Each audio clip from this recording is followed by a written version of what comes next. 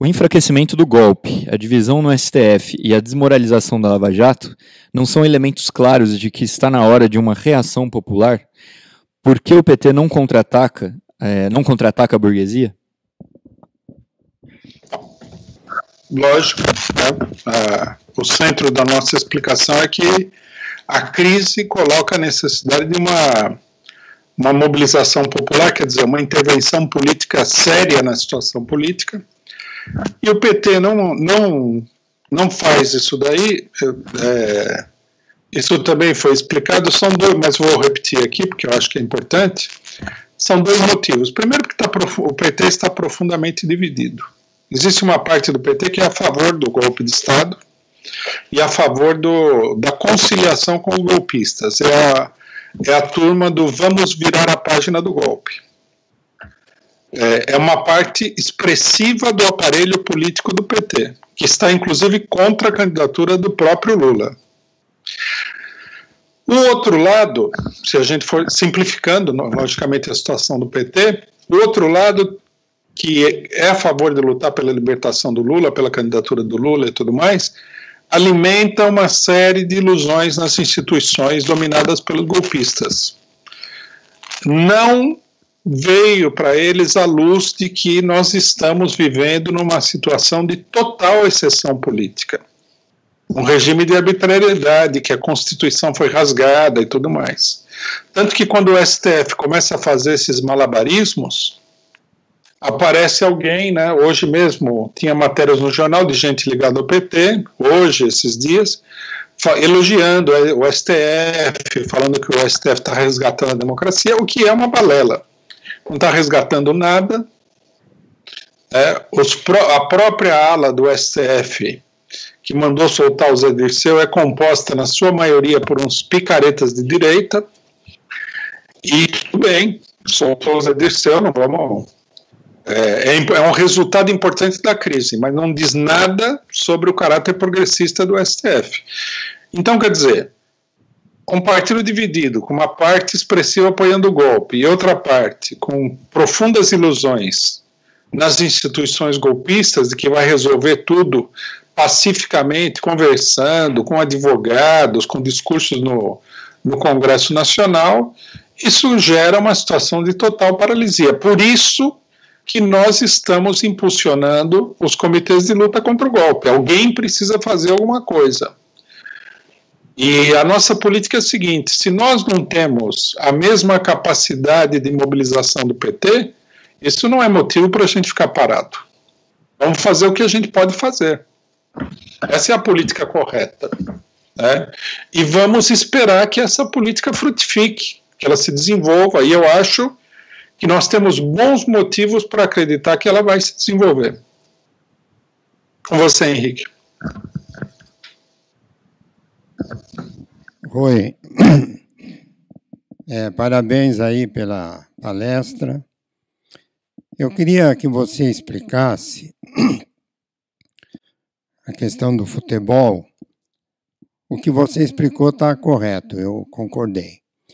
Mas como a gente não cair com o futebol naquilo que se chama circo para o povo? Circo para o povo no sentido de que o futebol possui em si um conteúdo alienizante e também está sob o controle da elite, quer dizer, a elite manipula o futebol.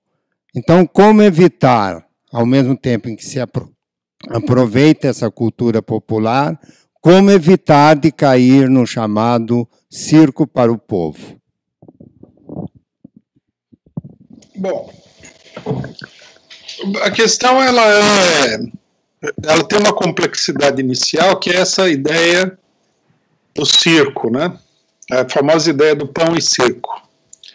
Eu já expliquei aqui em outras oportunidades que a pessoa que forjou essa frase, pão e circo, se referia às elites romanas. Ele se referia à sociedade de conjunto. Quer dizer, o que ele queria dizer é o seguinte: não que o povo era alienado, ele queria dizer que a sociedade de conjunto tinha caído numa completa decadência. Que eles só se preocupavam com o bem-estar deles, não se preocupavam com coisas sérias, como, por exemplo, a organização social, né, a modificação da sociedade e tudo mais, né?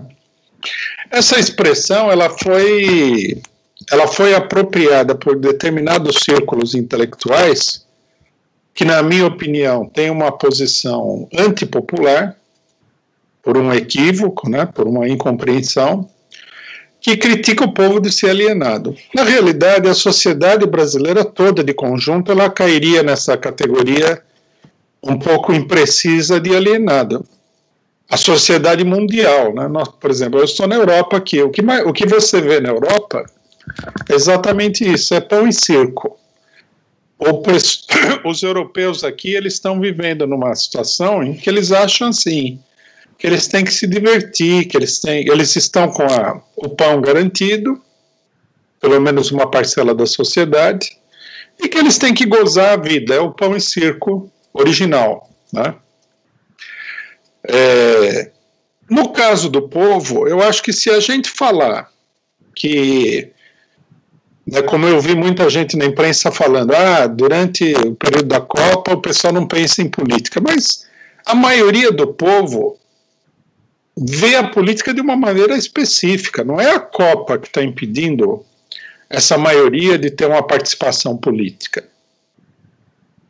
Se a gente for olhar as camadas médias, a burguesia e o povo, o pessoal toda sexta-feira vai se divertir, no fim de semana, que é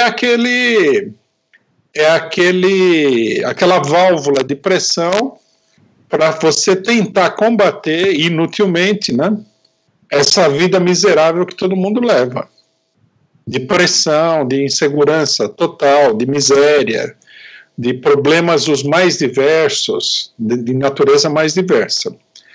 É a vida cotidiana do povo, em todos os lugares. Quanto mais rica a sociedade, pior fica o negócio. Porque aí a pessoa se entrega aos prazeres da vida, aí, digamos, entre aspas, né, sempre entre aspas, de uma maneira total, não quer saber de nada, né? Você vê, por exemplo, nos países ricos, o pessoal não liga para a situação da população pobre, há uma indiferença. Veja a crise da imigração ou emigração que vem dos países árabes para a Europa ou que vem do México para os Estados Unidos. O pessoal não tem nenhuma simpatia, uma boa parte da população não tem nenhuma simpatia. Por quê? Porque eles estão com a situação deles garantida e veem esse pessoal como uma ameaça ao bem-estar deles. Esses são, na minha opinião, os verdadeiros representantes do pão e circo. Bom, eu acho que a população ela tem o direito de gostar de futebol, de se divertir com a Copa, etc. e tal, e na minha opinião, isso não muda absolutamente nada na vida das pessoas. Eu acho que se cria uma versão artificial da vida, que é assim, se o povo não tiver samba, não tiver cerveja, não tiver cachaça, não tiver sexo, não tiver música funk, outras músicas, baile, papapá, ele vai fazer a revolução. Não acredito que isso aí tenha menor fundamento. Menor fundamento. Não acho que tenha menor base na realidade. A diversão em sociedades como a nossa é uma válvula de escape que se apoia nas tendências naturais da população. Num certo sentido, ela é como a droga, né?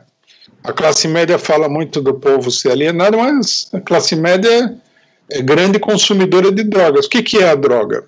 É uma tentativa de escapar da desgraça da vida cotidiana.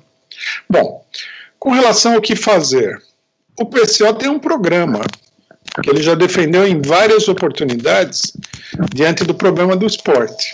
Primeiro, teria que dissolver essa CBF e teria que constituir uma organização democrática que estivesse sob controle do povo.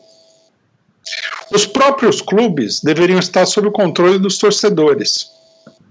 Eu li uma notícia esses dias O que era mesmo? De um clube, se não me engano, catalão, espanhol, que o clube foi à falência, os torcedores refundaram o clube e criaram uma participação democrática de todos os torcedores na vida esportiva, que o clube é um clube futebolístico.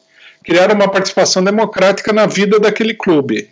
Então eles faziam assembleias e discutiam que jogadores que deveriam jogar no clube, como é que o clube deveria ser orientado, quem deveria ser o técnico, etc. e tal. Esse é o caminho. Qual é o problema do futebol? É uma instituição, as instituições futebolísticas, não o futebol em si, elas são instituições ditatoriais. O torcedor é o último que fala, o primeiro que apanha, literalmente. É tão ditatorial que os dirigentes dos clubes querem expulsar a torcida dos estádios. Eles perseguem a própria torcida do seu próprio clube. Como é um sistema ditatorial, logicamente que é um sistema corrupto. Então, a mudança, o que seria? Seria transformar as instituições em instituições controladas pelo povo. Nesse caso, controlada pelos interessados diretos, os torcedores. No Brasil, nós tivemos um ensaio disso daí, que foi a democracia corintiana. Né? Então, eu acho assim, se você é corintiano, não deixe de torcer pelo Corinthians, porque a direção do Corinthians é uma máfia, porque o clube acaba sendo dominado por empresas estrangeiras. Pense na possibilidade de que os jogadores, os torcedores, a equipe técnica controlem isso daí e não o indivíduo que é alheio. Por que tem que ser uma ditadura? Essa é uma questão. Uma segunda questão, a mais complexa, que é o problema da relação entre o capitalismo e o esporte. O Brasil se transformou num país que é uma fábrica de jogadores de futebol, é o país que mais manda jogadores para fora do país. Né? Há centenas de jogadores brasileiros, tem jogador brasileiro naturalizado jogando em mais de uma seleção na Copa do Mundo, e o jogador se transformou numa mercadoria de grande valor. Porque o esporte do futebol, controlado por grandes empresas multinacionais, ele gera uma quantidade muito grande de dinheiro. Bom, aí não tem como você modificar isso daí, né, artificialmente. A única solução é acabar com o capitalismo. É preciso denunciar o efeito nefasto do capitalismo sobre o esporte. E quando nós falamos de capitalismo, nós estamos falando das empresas europeias e norte-americanas. Não estamos falando do Brasil.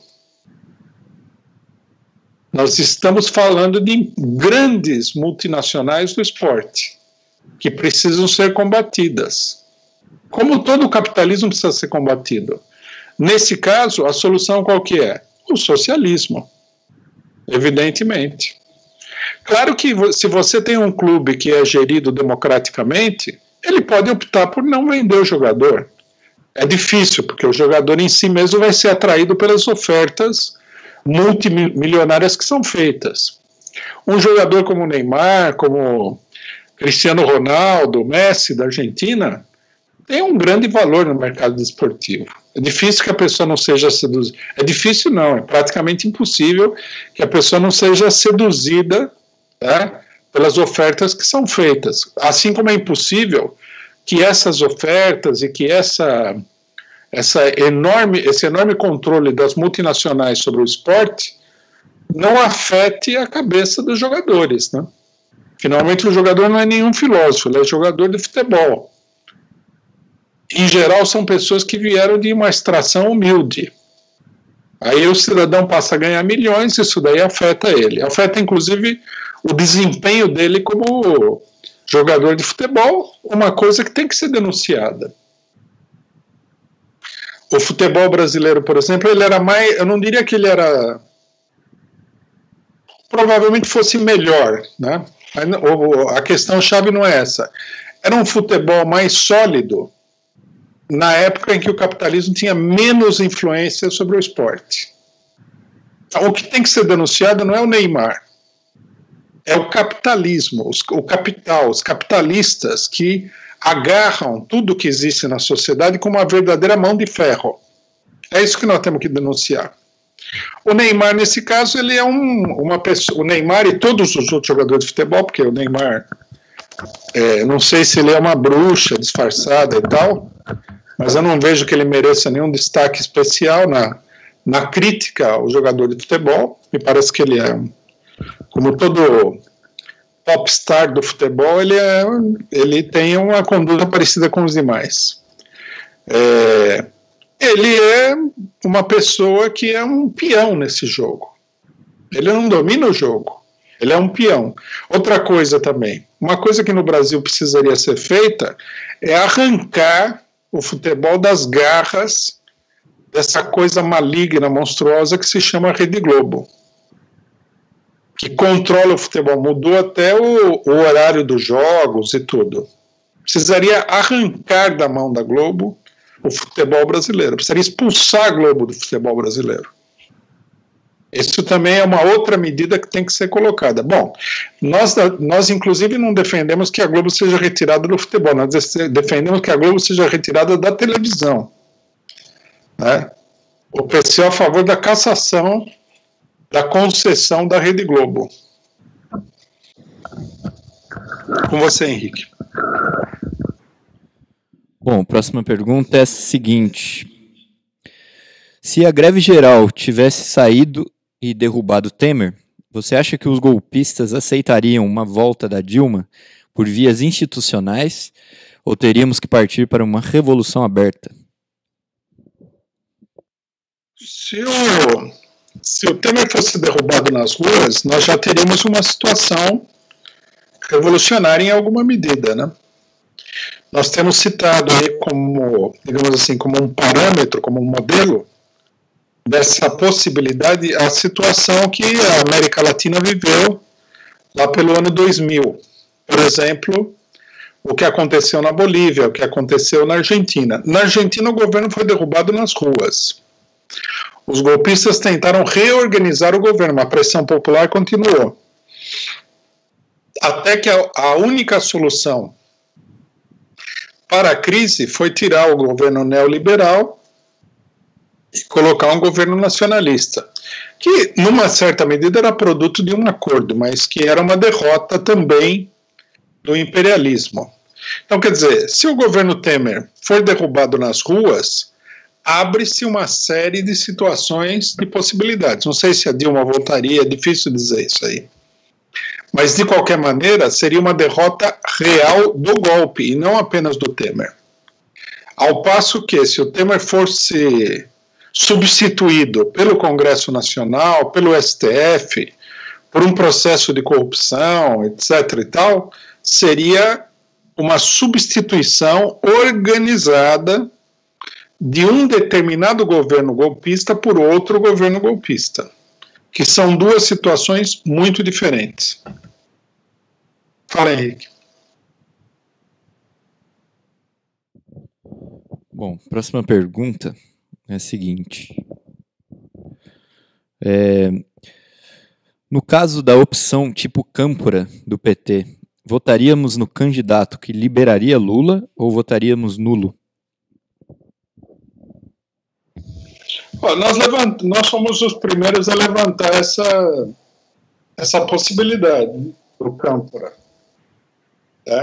Nós citamos o exemplo histórico, que é um hábito do PCO fazer essas comparações históricas, porque é a única maneira de você ter um critério objetivo, inclusive, para determinar a política. Nesse momento aqui, não dá a impressão de que a variante Câmpora ela fosse uma variante, como é que se diz, viável. Me parece que a situação brasileira, apesar da crise ser muito profunda, ela não comporta ainda essa solução. Qual que seria a diferença, né? A diferença é o seguinte: na Argentina, nós temos que entender o seguinte: o governo Câmpora, ele vem ao final de uma crise da ditadura militar argentina. E a crise foi muito profunda. A ditadura foi derrotada pelas mobilizações da década de 60, principalmente de 68. O Cordobaço e outras mobilizações em outros lugares na Argentina que inviabilizaram a ditadura e colocaram a necessidade de um novo governo. Então havia uma negociação para uma transição política. Quer dizer, naquele momento as massas já tinham saído à rua. O Cordobaço foi uma grande mobilização operária que foi reprimida pelo exército na Argentina. Isso daí criou uma força política. Primeiro, fortaleceu a esquerda de conjunto. Segundo lugar, criou uma força política dentro do partido peronista, que era a esquerda peronista representada pela Juventude Peronista, JP, Montoneiro, que viria a ser os Montoneiros, que era uma força política poderosa, quer dizer, uma organização que havia surgido pelo impulso da mobilização operária e popular anterior. Então, por exemplo, quando o Câmpora é lançado como candidato, ele é o candidato da JP, da Juventude Peronista, Montoneiros, que é uma força poderosa. Para a gente ter ideia do poder dessa força, quando o Perón tenta controlar a situação argentina no auge do governo dele, que veio depois do governo Câmpora, ele chama um grande ato público na Praça de Maio, em frente à Casa Rosada, e o ato é dominado em grande medida pelos montoneiros. E os montoneiros fazem lá uma oposição ao Perón, gritam palavras de ordem contra a mulher do Perón, a Isabelita, né? Exaltando a Eva Perón. Eles tinham uma palavra de ordem que era: Perón evita a pátria socialista. Então o Perón, diante de toda essa pressão, ele chama os montoneiros de garotos imberbes. Fala: não vão ser garotos imberbes que vão me forçar a mão, alguma coisa assim, eu não me lembro exatamente. E os montoneiros abandonam a praça, mostrando um enorme poder de fogo. Quer dizer, essa situação no Brasil, de uma força organizada que luta contra o golpe, que defende a candidatura do Lula e tudo mais, essa situação ainda não está dada. Eu acho que essa é a principal diferença que nós temos entre o Brasil de hoje e a Argentina daquela época. O Lula é popular, como o Perón, mas ele não tem uma força organizada, né, que também o Perón não tinha, no caso, mas que era a esquerda peronista, que podia levar adiante uma mobilização muito grande pela candidatura do Câmpora. Tem que lembrar que a vitória do Câmpora, ela veio como uma surpresa para a direita. A direita achava que ia ganhar a eleição, mas o impulso popular ultrapassa a contenção da direita e acaba levando a vitória do Câmpora, e justamente a burguesia prefere nessas condições que o Perón governe o país, porque ela acha que o Perón tem condições de controlar as massas populares, coisa que o Câmpora não podia fazer. Depois da eleição do Câmpora, a esquerda peronista ataca as prisões onde tem os presos políticos, a situação vira uma situação muito revolucionária. No Brasil, o que está faltando, isso daí, num certo sentido, não. Isso corrobora a nossa análise, é uma força militante, uma força organizada que seja capaz de transformar o deslocamento da população à esquerda, quer dizer, essa presença eleitoral do Lula, num combate mais efetivo contra a burguesia. A impressão que dá nesse momento é que se o Lula lançar um candidato, vamos supor, ainda mais um candidato meio sem graça, como são esses candidatos que o PT tem, isso daí não tende a se transformar num fenômeno ao estilo Hector Câmpora. Para você, Henrique. Bom, tem mais duas aqui na internet. A próxima é a seguinte. Se você pode comentar por que o prefeito de Manaus não quis receber o patrão dele, que é o Mike Pence, uma vez que o prefeito é do PSDB. Bom, a política dos Estados Unidos, nós temos que destacar o seguinte. Os Estados Unidos está dirigido pelo Donald Trump, não pela Hillary Clinton. Então, a própria burguesia norte-americana questiona o Trump. E o PSDB aqui não é Donald Trump, é mais Hillary Clinton ou Bush, figuras mais tradicionais da política norte-americana, né? O Trump é um direitista que surgiu assim de maneira exterior, derrotando os setores mais tradicionais. Isso por um lado. Segundo lugar, a impopularidade dos Estados Unidos é extraordinariamente grande. Ainda mais com esse negócio da prisão, da separação de pais e filhos, que envolve brasileiros e tudo mais, com o negócio do petróleo, com tudo isso, você se aliar com os norte-americanos, ainda mais nessa questão da Venezuela, é um grande abacaxi. Ninguém está disposto a botar a mão nisso daí. Ele veio para esfregar o governo, que é um pano sujo aí, né, pano de limpar chão do Temer, para ver se ele consegue extrair um apoio aí contra a Venezuela, mas ele tem consciência de que no Brasil o pessoal não vai ser doido de apoiar a política do Trump, que é uma política muito impopular, particularmente fora dos Estados Unidos, né? Nesse momento aqui está no auge a campanha de que o Trump é um monstro, e nesse sentido ele é realmente um monstro, né? De botar crianças em gaiola e tudo mais. Quem que quer ser associado com esse cidadão aí? É uma política muito... aí já não é mais antipovo, assim, muito anti-humana, né? E a invasão da Venezuela não é popular no Brasil. Quem apoia isso daí são esses coxinhas que não tem nada na cabeça, né?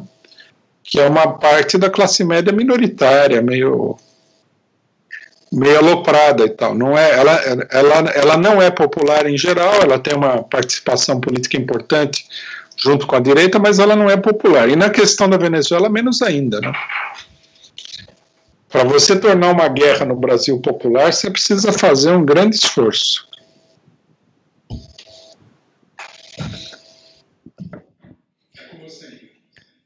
Bom, a última pergunta é a seguinte. No domingo, teve a eleição no Tocantins, com 52% de abstenção.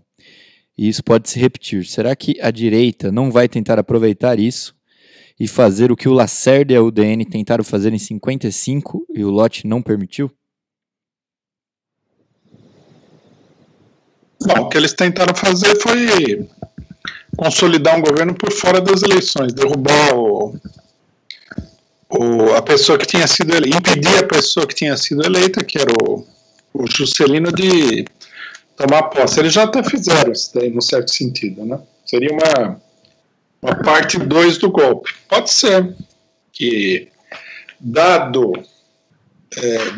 a crise institucional, né? Veja que a abstenção é gigantesca, e essa abstenção enfraquece qualquer governo que participa da eleição. É um governo que está sendo eleito por uma minoria, ninguém vai, no final das contas, ninguém vai respeitar, e mais do que isso, é um sintoma de radicalização política. Então, pode acontecer, o Delfim Neto declarou que qualquer governo que venha a ser eleito vai sofrer um impeachment. É uma declaração significativa, não digo que seja verdadeira, mas ela é sintomática. Quer dizer, significa que uma possibilidade para os golpistas não, esse governo é muito a coisa está muito fora de controle, o governo é muito impopular, etc. e tal, então vamos tirar o governo, vamos estabelecer um parlamentarismo aqui, fajuto, vamos fazer alguma coisa. Agora, sempre a gente tem que lembrar que são soluções de crise, não são soluções verdadeiras, né? Essas soluções são aquelas soluções desesperadas que a pessoa faz diante de uma crise que não tem solução, de fato. Não há nenhuma solução nesse momento que seja uma boa solução. Tudo indicaria que o país caminha para um aprofundamento geral da crise.